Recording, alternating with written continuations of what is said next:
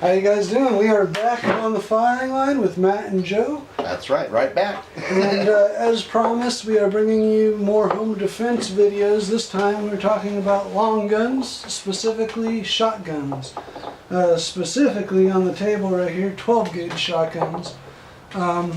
We don't really care what gauge, what caliber shotgun. I would say a 20 gauge would be fine. And for some people, actually, that's easier for them to control. Yeah. So, you know, well, keep that's them. okay. Yeah, I mean, the adage is if you can shoot a 12 gauge good, you can shoot a 20 gauge better.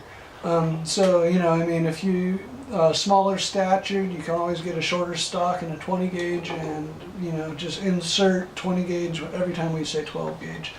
I would avoid 410. That's, you know, all other shotgun rounds are good. 410 is good for killing snakes. Well, that, and maybe if you want to train the kids on them when they're young, Oh, yeah. something like that. But definitely not for home protection. Defense, I really don't believe so, no. Just doesn't have the stopping power. I mean, I wouldn't want to be at the other end of it, though, still. Oh, yeah, that being said. Right.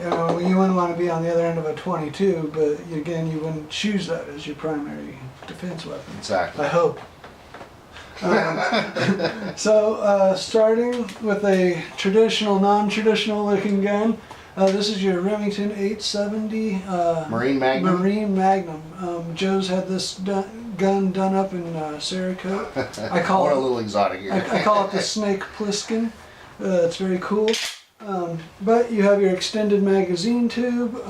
You know, Remington, I really like them. I have pretty much very similar. I have, instead of the Marine Magnum, I have the Tactical or whatever, which has the same mag extension and stuff. Great shotgun. I really like how robust these are. Well, you know, I originally went with it because of the pewter crackle design that they had, and Yeah, it's a really robust thing. It's not going to rust on you that much. Yeah. It's going to last for a long time as long as you keep the internals clean and working. You should be good. Yeah, the Marine Magnum is probably the best coating as far as longevity, stuff like that. Yep. You know, Very solid it's called the materials. Marine Magnum. You know, so if you own a boat or something, and if you live on a houseboat, a Marine Magnum is probably the way to go for Yeah, you. absolutely. Moving into the middle, something a little bit more exotic when it comes to a 12 gauge, we have the KelTec KSG. To me, this is more of a fun gun. Yeah. Now, of course, it spits 12 gauge and it holds, what is it, 14 rounds? Yeah, 14, 7 on each tube. Okay, yeah, so there's two magazine tubes back here, one on the left, one on the right. There's a switch, and that way you can switch from one side to the next. So if you want to have all slugs on the left and all buck on the right, or whatever setup you want, and then you can just go to the other side. So that's a good capability that I see with the KSG. And it's also nice and compact. So that way you don't have somebody grabbing your rifle as you're coming around walls, things like that. Exactly. So, you know, I mean, we know not to lead with our gun when we're going around a corner, but something that's short like this will aid you in that a lot. And especially if you do have to fire from behind cover or concealment, it's easier to do it with a shorter gun. Although one of the drawbacks on that thing is because it's so short and compact, that if you're not proficient and practiced with that weapon, you do stand the chance of your hand coming off of the forearm there and coming out in front of the barrel as you're firing it. And we haven't seen it personally, but I've seen pictures of it. So it's basically people being really aggressive and pumping it, and their hand comes off right when they pull the trigger. So their hand's right here, bam! And the pictures are not pretty, guys. Yeah.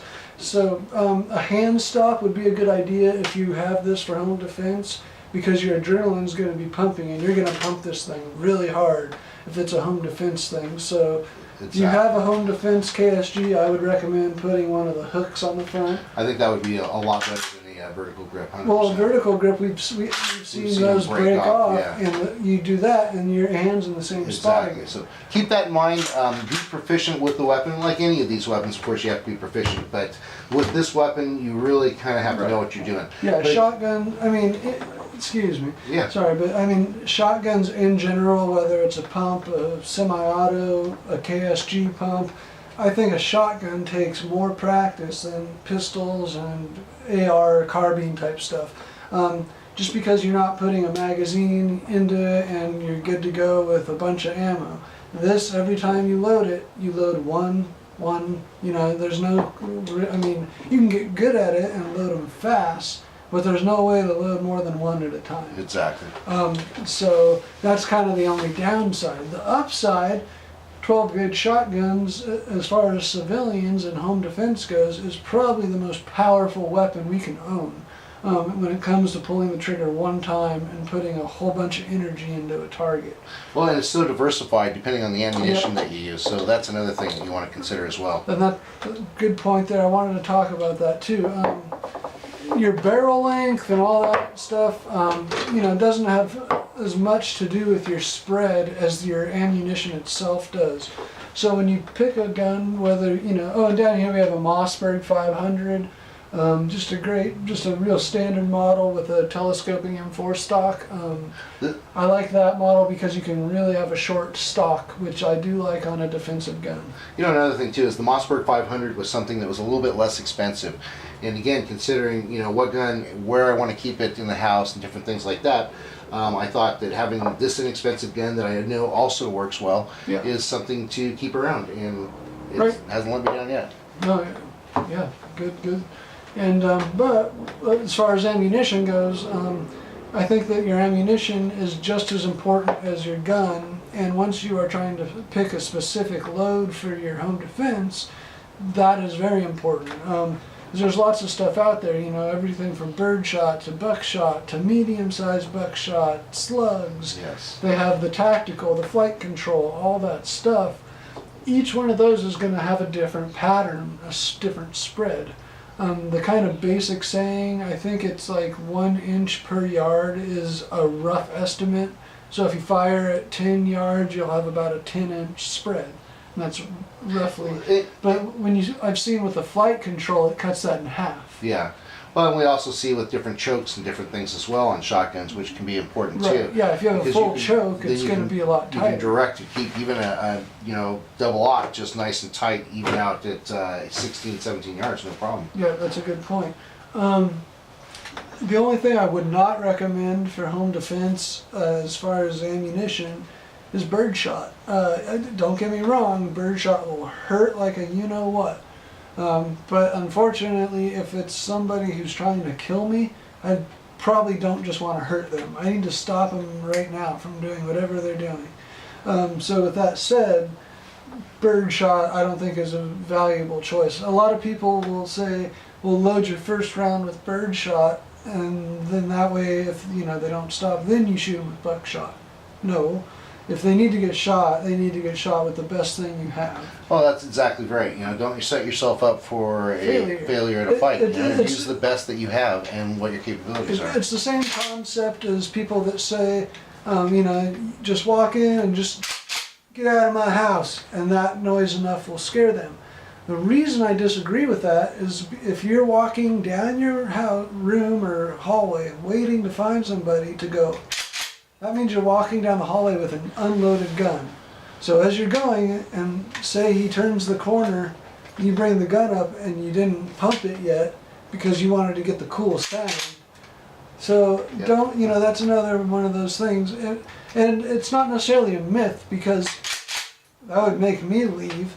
But the universal sound. Yeah, exactly, universal sound, get out of my place. But I wouldn't count on it. I mean, what if somebody doesn't hear the pump of the shotgun? Somebody's on drugs. They're armed themselves, so maybe they hear that pump and then they just aim. You know, so do not approach the situation with an empty gun, you guys, please. Yeah, and you know, first of all, we never use a weapon or even bring it out unless we know that there's a threat and it is to stop the threat. And that's it. Yeah, I mean. Exactly. And when I'm talking about bringing it out, I'm not talking about bringing it out and searching through your house and clearing every room, unless you have kids down that you have to go get, you know. But I would suggest, I'm more of like, just make yourself safe, barricade, call 911, and just keep that thing, if you have one entrance into the room, keep that thing aimed at the entrance. Yep. And, you know, be verbal. Let them know, hey, you come down, I got a shotgun. Yep. But nobody wants a shotgun. So bottom line is, shotgun I think is a very good tool for home defense.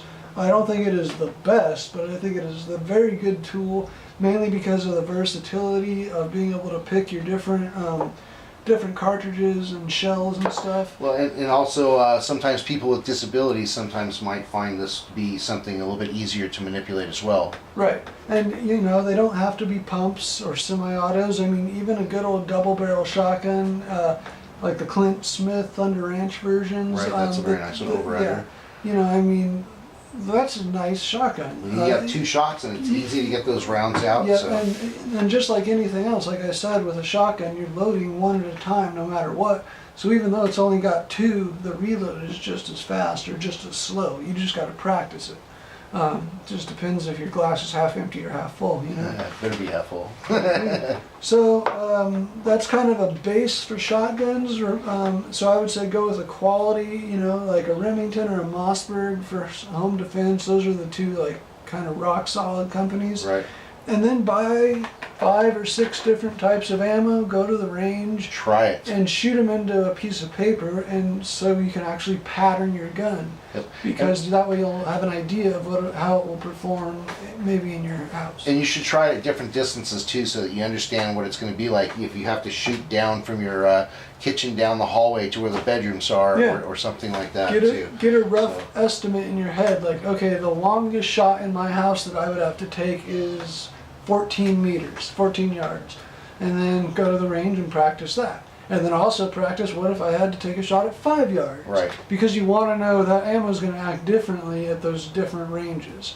And different ammo will also perform differently. So, like it all goes back to, test your gear, test your equipment, vet it, shoot it a whole bunch before you give it the good to go. And then once you arrive at that conclusion, There it is. boom, there you go. All right.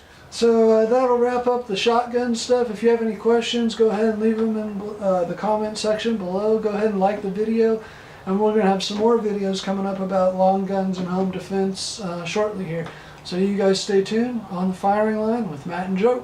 All right, we'll be right back with you.